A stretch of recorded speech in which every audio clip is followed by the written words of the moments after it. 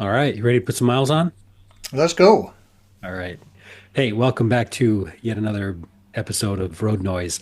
Hey, I'm glad you're hanging out with Dad and I. We enjoy these conversations, and it was actually kind of funny. We were just reminiscing about the fact that we got to meet some real life podcast listeners here just this past weekend. So it's fun to actually, you know, connect with someone who's listening and hear their feedback. And yeah, we welcome that. So with that in mind, if you are catching this and want to leave a comment on Facebook or on Spotify or YouTube, wherever you're catching this, we'd love to continue to just interact with you. And yeah, so that's where we're at, Dad. I'm curious to know where we're going tonight. Yeah, well, we did get a comment on last week's podcast, and that was kind of that. Not kind of. That was really fun to read that one. But yeah, hey, let's jump in the bus and head west. On this particular story, we've actually been on the bus for a few weeks as we're making our way west, and had already done. I forget what it was, three, maybe four vacation Bible schools. So we've been on the road for let's say a month. And the next vacation Bible school is going to be at a church in the state of Wyoming. And so we're making our way there. And we had just finished a Bible school in South Dakota, and it's not very far from South Dakota until you're in Wyoming. And so on the way to this particular church to do a vacation Bible school, which starts on Monday, we've got a service to do on Sunday morning at another church. And so that's where this story takes place. It is a hot summer day. Oh, did I mention we just left South Dakota and are in Wyoming? And if you're familiar with that part of the country, it can get hot in the summertime. And that's what this day was. It was a hot day. And here we are traveling in this 1955 bus, which had no air conditioning and so forth. So it's a hot, miserable trip. But it's not all that long. And so, hey, you do what you have to do. Now, when we get to the church, they were expecting us, and people were there ready to greet us. And beautiful church just out here in the prairie of Wyoming. And they had just not too long before we got there, had the parking lot paved. I mean, it's a beautiful parking lot, and the church is a nice looking church out here in the prairie. Well, when we get to there, I have to pull in to the right to get off the road that we're on. And as I do, I pull into the church parking lot, but you have to still go to the right because when you pull in, you're headed west, but the church is on the north side of the parking lot. And so I'm pulling the bus in and headed right straight to the church, right pointed at the front door. But I hadn't gone very far, and something felt funny. I wasn't sure what it was, but now's not a good time to check on it. And so I just pushed a little harder on the gas pedal. All right, so it's not gas on a diesel bus, but on the throttle pedal anyway. And we're moving, but my oh my, it feels like we're dragging something. Or I don't know, maybe we've got a flat tire or something. But, well, this isn't a good time to be checking on it. I mean, whatever it is, it is. So let's just keep heading our way across the parking lot and get to the church building. Well, I made the mistake. I let up on the pedal just for a second. And when I put my foot back down again, it really didn't want to move at all. And so I'm thinking, okay, whatever's going on, this can't be good. And I might as well just stop right here and check and find out what it is because this poor old bus is having a hard time pulling itself across the parking lot.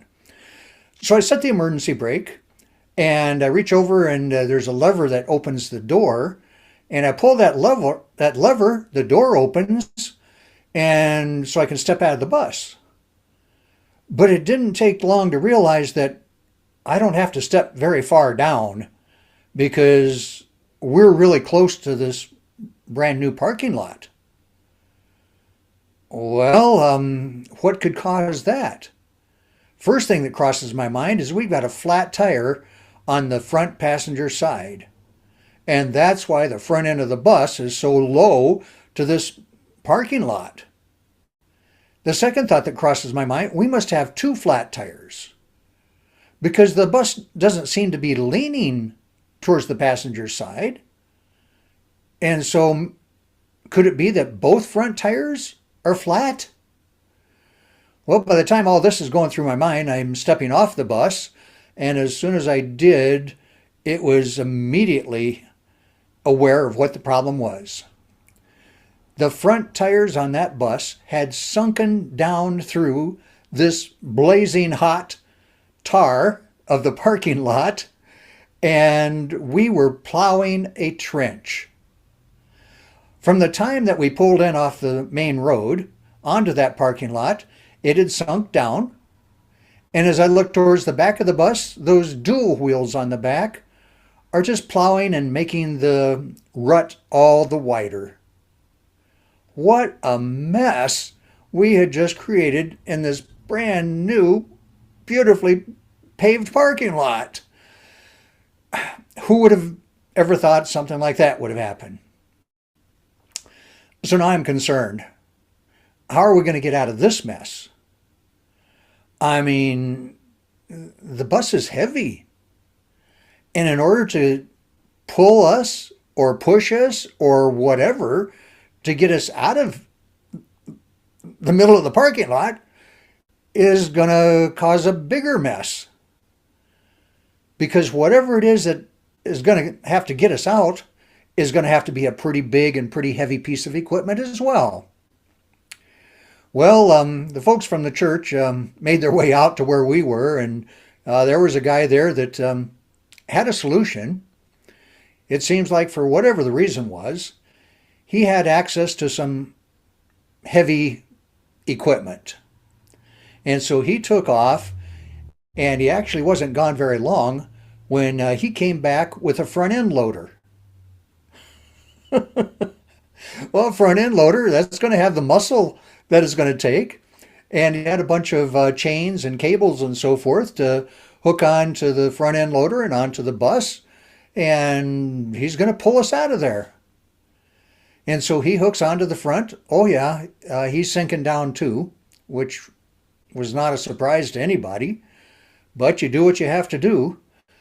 And he pulls us just a little ways, hoping that, okay, once we get out of the place where we just sunk all the way down in, maybe once we get a little farther forward, the bus will be able to go on its own. And so we had the teenagers that were with us. They're all standing outside the bus and everything, the summer missionaries.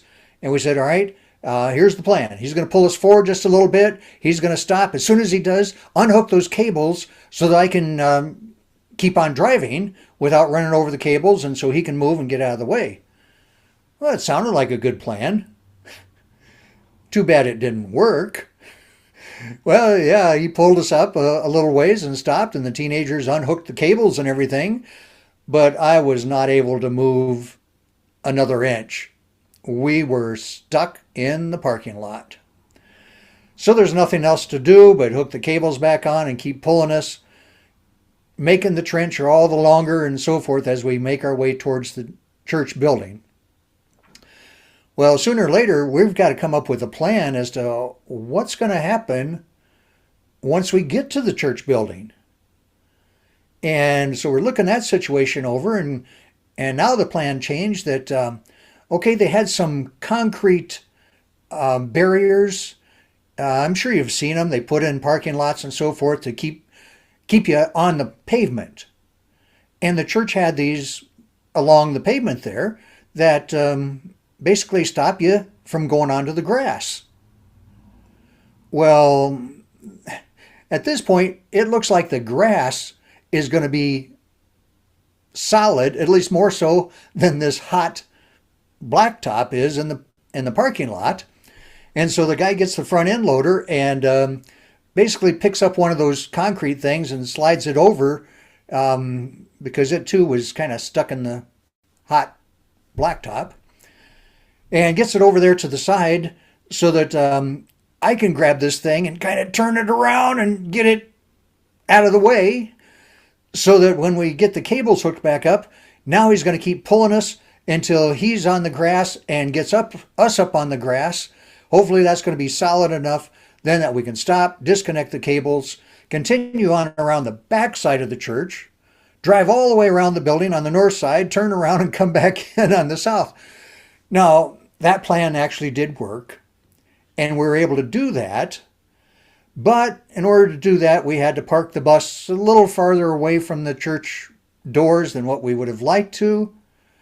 All that meant is that we're going to have to haul all the equipment by hand, carry it, further to get it into the church, but at least we're on solid ground.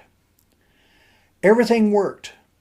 Now, I feel responsible for all the damage that we just created, but the people at the church weren't concerned about that.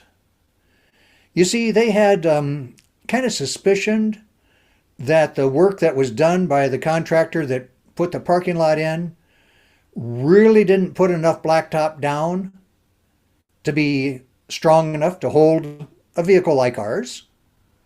Well, let's face it, how often do you have a vehicle the size of ours pull into your church parking lot? But apparently, it was supposed to have been, as they looked at the mess that we made and how thick that blacktop actually was, according to them, it was almost exactly one half the thickness of what they had paid for.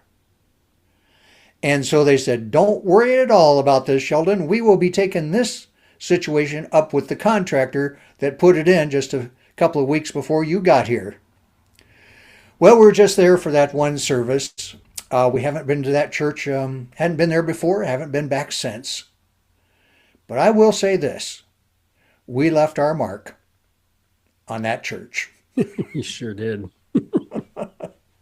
So anyway, just I don't know what it was, a few weeks, maybe a couple months prior to this, we had invested in, you ready for this? A VHS video camera. No, right. And we had it with us on the bus, and one of the teenagers grabbed that and actually got video of the whole story that I just shared with you. I don't think I've Since seen then, we've taken that VHS tape and it's been digitized, and we have a link for that on Facebook, or not Facebook, on YouTube, of all things. Yeah, right. And when this goes live, I'll put the link to that video on the YouTube version anyway of the podcast.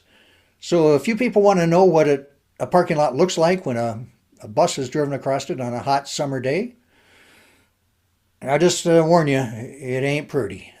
Yeah. Yeah. I have lots of memories of that bus and being very, very warm and parking myself next to a window that would slide open and try to catch a breeze in those hot summer days.